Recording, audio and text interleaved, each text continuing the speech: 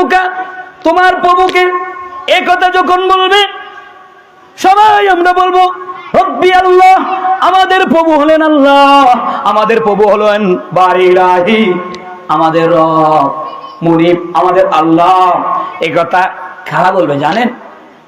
আল্লাহর সৃষ্টি জগতের মধ্যে, কুল কায়নাতের মধ্যে যতগুলো জিন জাতি, মানব জাতি, এখানের মধ্যে মুসলমান, হিন্দু, বৌদ্ধ, খ্রিস্টান, সাকমা, মরমা, জুম্মা, শিয়া, মোতাজালা, আবি জাবি লাবি ঠাবি যা আছে সবাই এক বাক্যে স্বীকার দিবেন।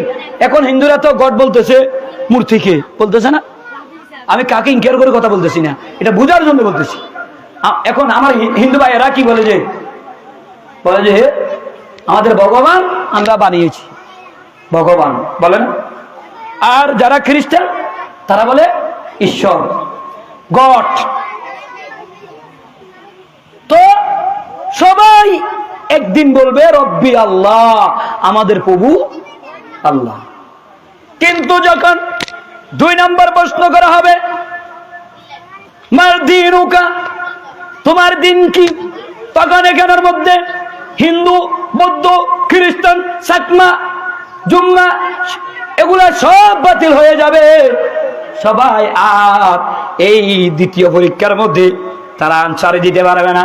শুধু মুসলিম জাতি, মানব জাতির মধ্যে যারা মুসলিম রয়েছে সবাই মুসলিম। সবাই কি? সবাই কি?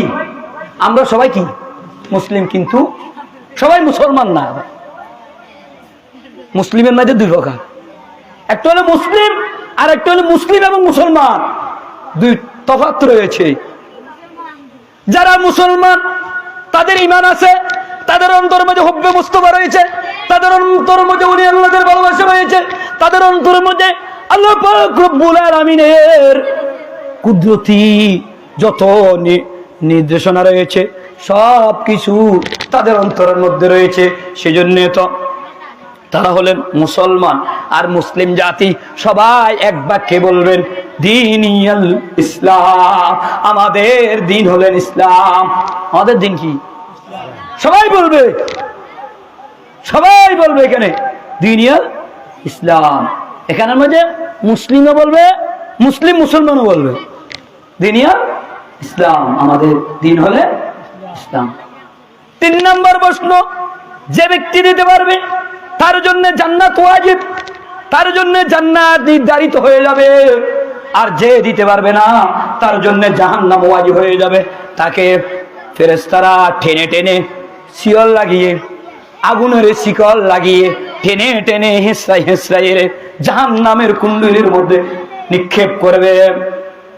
বলবে যারা এবার মুসলমান, মুসলিম জাতি, এর মধ্যে সবাইকে এক বাক্যে প্রশ্ন করা হবে মান নবিয়ুকা, এই যে মানুষটি তোমার সামনে দাঁড়িয়ে রয়েছে এই ব্যক্তিটি কে? তখন সবাই বলবে উনি তো আমার নবী ছিলেন, উনি তো, সবাই বলবেন উনি তো আমার নবী ছিলেন। কিন্তু বলবেন উনাকে আমরা আমাদের মতো বলেছি, আমাদের ভাইয়ের মতো বলেছি, আমাদের বাবার মতো বলেছি। কিন্তু যারা হুব্বে মুস্তাফা তাদেরকে প্রশ্ন করবে আলাদা, তাদেরকে প্রশ্ন করা হবে মান তাকুনু হাক্কা হাজার রাজুল, এই যে ব্যক্তি, এই লোকটি দাঁড়িয়ে রয়েছে উনার সম্বন্ধে কিছু জানো, উনাকে কি চিনো?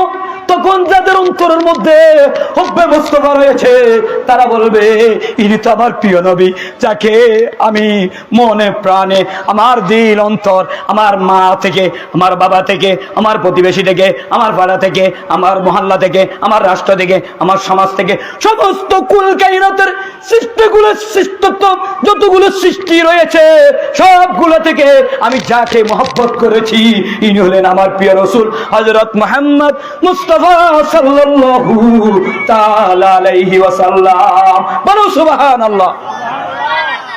তাহলে এখানের মধ্যে 3টা প্রশ্নের মধ্যে আবার 4টা হয়ে যাচ্ছে। হচ্ছে একটা হলো আল্লাহর মুসলিম জাতি এবং মুসলমান জাতির জন্য,